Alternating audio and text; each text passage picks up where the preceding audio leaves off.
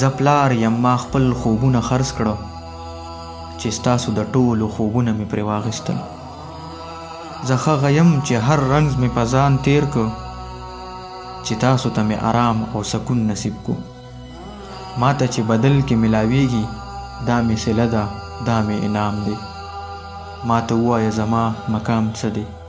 کله خو وپوښته زما د رنګونو ځواني چېرته لاړه؟